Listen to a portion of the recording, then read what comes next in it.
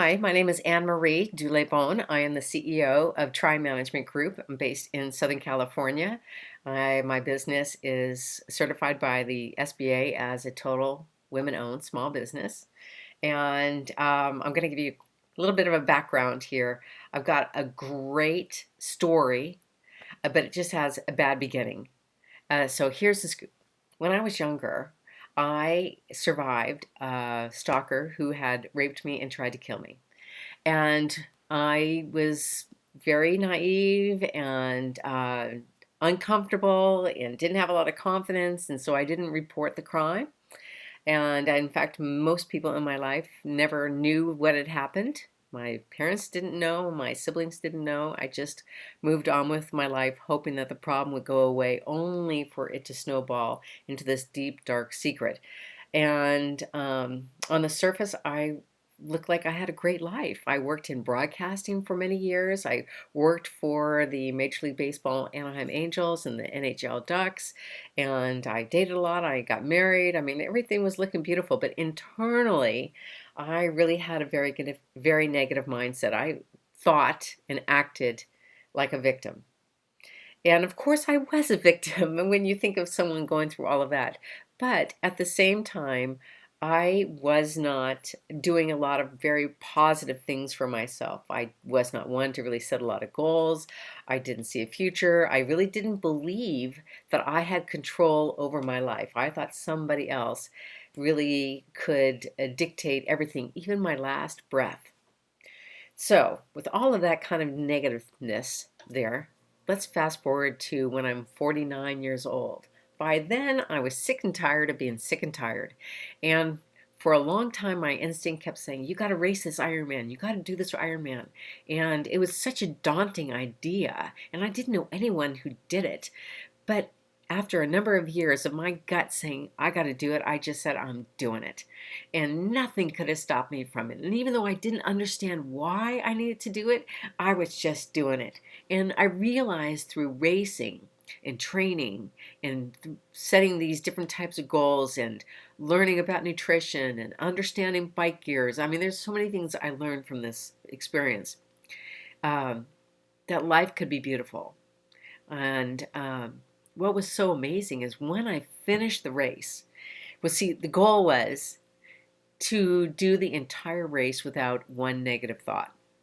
And, this race is 140.6 miles. We swim 2.4 miles, get on a bike and ride for 112 miles, and then finish the day with a marathon. So trying to figure out how to change my negative mindset to be positive, to be thoughtful, to be in the moment was an absolute challenge. And it took a year of disciplining my mind and my body to get ready for race day. But when I crossed the finish line, it was literally the best moment of my life. And after the race was done, a couple of people started hearing, I started talking a little bit more about what had happened to me and why I was racing. And so somebody had sent my information to a newspaper, and I was asked if I would share my story in this magazine. Of course, I said yes. And that exposure got a couple of opportunities for me to speak. And my thought was, well, if I can help one person in the room, then I've done my job. Well, those speaking opportunities led to a TED Talk. That TED Talk led me to be asked to go to the California Joint Forces headquarters in Sacramento and give a 2-hour briefing from a survivor's perspective. And during that presentation, I gave insight in regards to Ironman racing, the things that I had learned about that was really critical in order to change my mindset. I also provided some insight on what I thought could be done to prevent sexual assault. Little did I know, in the room was a general.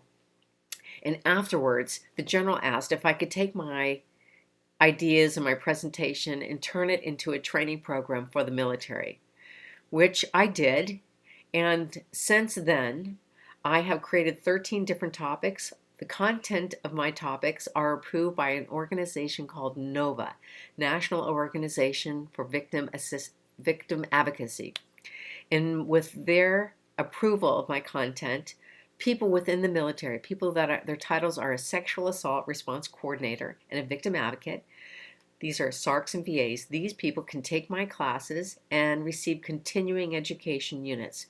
every 2 years, they need roughly 35 CEU hours, so they can get 21 and a half by taking my classes. And through my training, I have been awarded a couple of primary contracts with the Army and with the Navy. I have been sent to installations throughout the United States as well as in Korea and Japan. And when I learned about this grant of yours, I was absolutely thrilled because I have a desire to get back into sports, to get back into industries, to find a way to take my training and bring it to organizations outside of the federal government. Now, there's a couple things that I'm not very good at. A lot has changed since my days in broadcasting. So I'm not the best at social media. I definitely need help there. I definitely need help trying to get some mentoring back into sports. It's been a long time since I worked there.